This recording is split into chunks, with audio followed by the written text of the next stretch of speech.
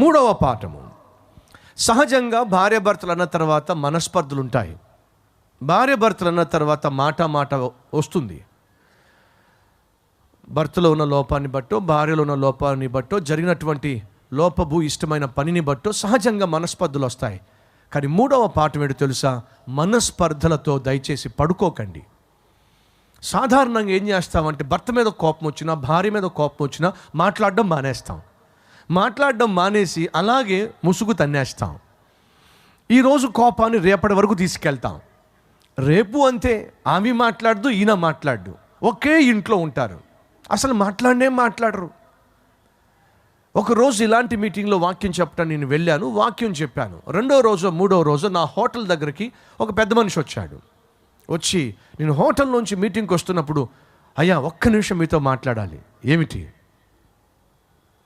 రాత్రి మీరు చెప్పిన వాక్యం నా భార్య జీవితంలో పని చేసింది. ఈరోజు మార్నింగ్ లేచిన వెంటనే నా భార్య నాకు కాఫీ తీసుకొచ్చి ఇచ్చింది. అదేనో గొప్ప విషయమా? కాఫీ తీసుకొచ్చింది అన్నాడు. నాకేమో దాంట్లో కొత్త విషయం అనిపించలా, వింత అనిపించలా. నేను అడిగా, దాంట్లో వింతే ఉందంటే మీకు వింత కాదులేండి, నాకు మాత్రం చాలా గొప్ప వింత. ఎందుకంత వింత అంటే అప్పుడు చెప్తున్నాడు, నేను నా భార్య ఒకే ఇంట్లో ఉంటాం కానీ మేమిద్దరం మాట్లాడుకోం. జీతం వస్తే చాలు, జీతం మొత్తం తీసేసుకుంటుంది.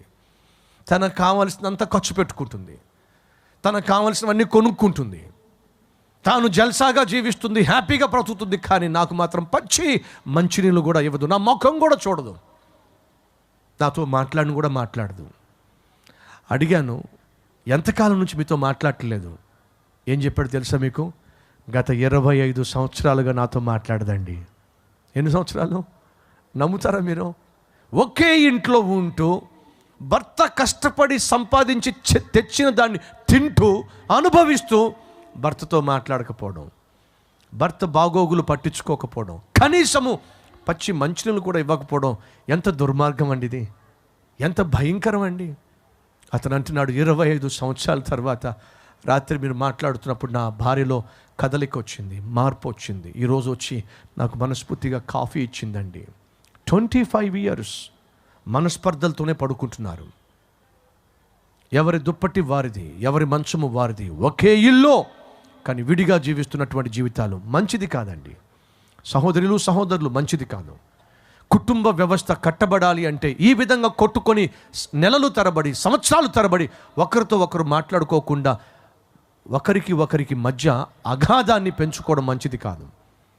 మనస్పర్ధలతో పడుకోమాకండి.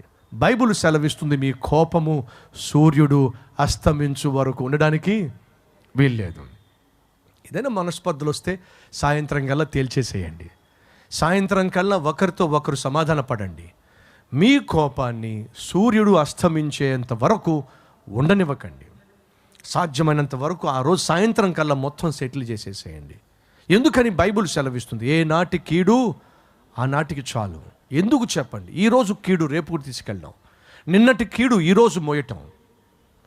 ఈరోజు నుంచి అయినా భార్యాభర్తలు అన్న తర్వాత, కుటుంబం అన్న తర్వాత ఏవో చిన్న మనస్పర్ధలు వస్తూ ఉంటాయి. అలా మనస్పర్ధలు వచ్చినప్పుడు దయచేసి దానిని ప్రొలాంగ్ చేయకండి. మరుసటి రోజు తీసుకెళ్ళి అనవసరంగా కుటుంబంలో ఒకరికి మధ్య విభేదాలను పెంచుకోమాకండి. సాయంత్రం అయ్యేసరికి మీకెందుకు బాధ అనిపించిందో మనసు విప్పి చెప్పండి. నువ్వు అలా అన్నప్పుడు నాకు చాలా బాధ అనిపించింది, మీరు అలా అన్నప్పుడు నాకు చాలా బాధ అనిపించింది, దయచేసి అలా అనకండి. నువ్వు అలా అనద్దు, నన్ను అలా అన్నప్పుడు నేను డెఫినెట్గా హర్ట్ అవుతాను. మనసు విప్పి మాట్లాడి దాన్ని సరిచేసుకున్నట్లయితే మంచిది. ఎందుకో తెలుసా? బైబిల్ సెలవిస్తుంది ఏమని? సమాధానపరచువారు ధన్యులు, వారు దేవుని కుమారులు. అయితే నా ప్రశ్న, భర్త కావచ్చు, భార్య కావచ్చు, ఇద్దరి మధ్య మనస్పర్ధలు రావచ్చు, కోపతాపాలు రావచ్చు. కానీ మొదటిగా ఎవరు సమాధాన పడాలి? వీళ్ళిద్దరి మధ్య గొడవ అవుతుంది, వీళ్ళిద్దరి మధ్య మనస్పర్ధలు వచ్చినాయి. ఇప్పుడు నా ప్రశ్న ఏమిటంటే, ఎవరు ముందుగా సమాధాన పడాలి? ఈ భర్తలో భార్యలో ఎవరిలోనైతే ఎక్కువ దైవత్వం ఉంటుందో, ఆత్మీయత ఉంటుందో వారే మొదట సమాధాన పడతారు. ఇక నుంచి ఏదైనా కొంచెం మనస్పర్ధలు వచ్చినా సరే సాయంత్రం కల్లా మొత్తం మేము సెటిల్ చేసేసుకుంటాం, ప్రశాంతంగా విశ్రమించి ఒక మంచి శుభోదయాన్ని పొందుకుంటాము. నూతన దినాన్ని నూతన ఆత్మీయతతో, నూతన మనసుతో, నూతన బలముతో ప్రారంభిస్తాము అన్నవారు గట్టిగా చప్పట్లు కొడతారా?